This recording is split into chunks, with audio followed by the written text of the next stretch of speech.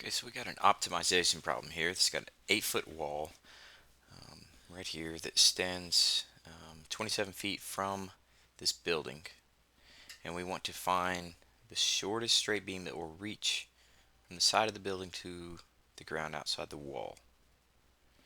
Okay, so in order to solve this problem, I'm going to set up some triangles here. So let's draw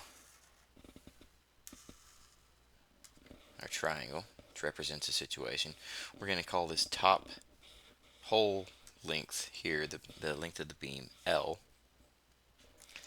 We're going to split this up here to be X and 27.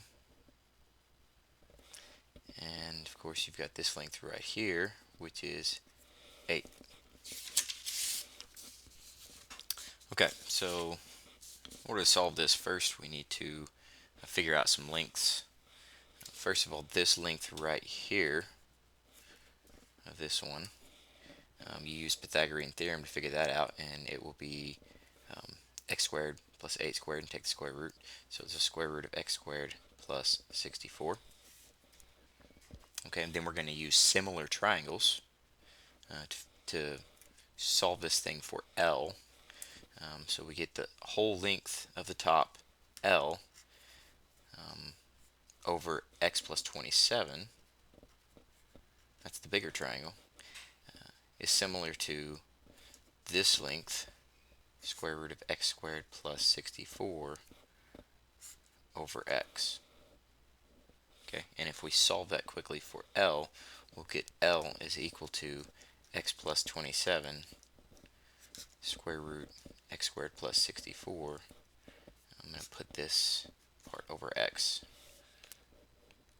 The whole thing's over x, but I can put it on this part so that it can solve it and make it look a little nicer. X divided by x is 1. 27 divided by x is here, times the square root of x squared plus 64. This will make it a little easier because we're about to take a derivative.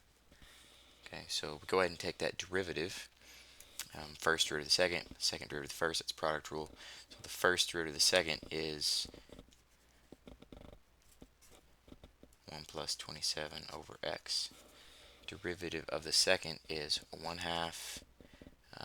It's going to be 1 over the square root of x squared plus 64.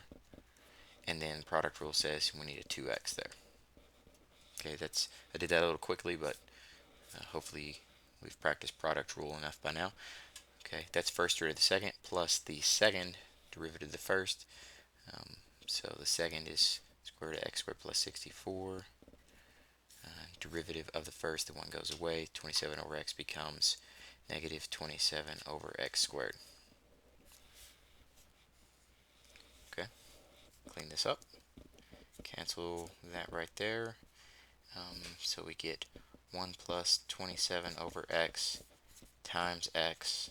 On top, we get a square root of x squared plus 64. On bottom, let's put a minus.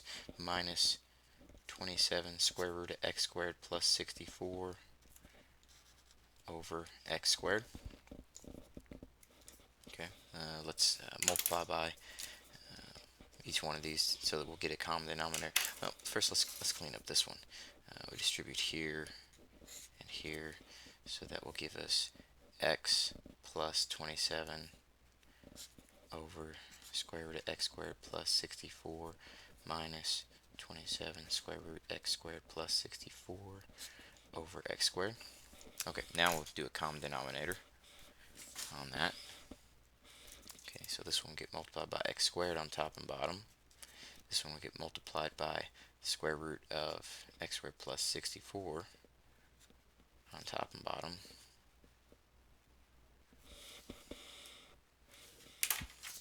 Okay, so that will give us x cubed plus 27x squared minus 27 square root times the square root will turn into x squared plus 64 all over x squared, square root of x squared plus 64. Reduce that a little bit, you're going to get x cubed. When you do that, distribute that, it'll cancel with that term, and distribute to the other one, and you get minus 1728 over x squared square root x squared plus 64. Okay, we're going to set that equal to 0 and solve, or find where it's undefined. It's undefined at x equals 0, but in our particular problem, x cannot be 0. So we'll not pay attention to that solution. We'll just remember that it's x has to be bigger than 0. So we'll solve x cubed minus 1728 equals 0. This will give us one real and two complex answers. So let's find just the real. That's going to be x equals 12. Move the 1728 over, cube root both sides. So x equals 12. Okay, if you quickly throw that on a number line and try some numbers on each side of this number line, we can try x equals 1 and x equals 13. When we plug this into the derivative, into L prime, we'll get 1 cubed minus 1728 over 1 squared square root of 1 plus 64. That's going to be a negative over a positive, which is a negative. So the graph of L is going down there since L prime was negative.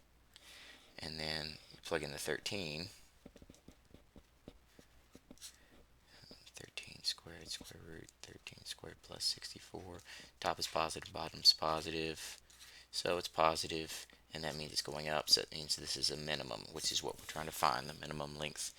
Okay, so we get x equals 12 gives us the minimum L value, so we got to plug that into our length formula, which is up here, right here.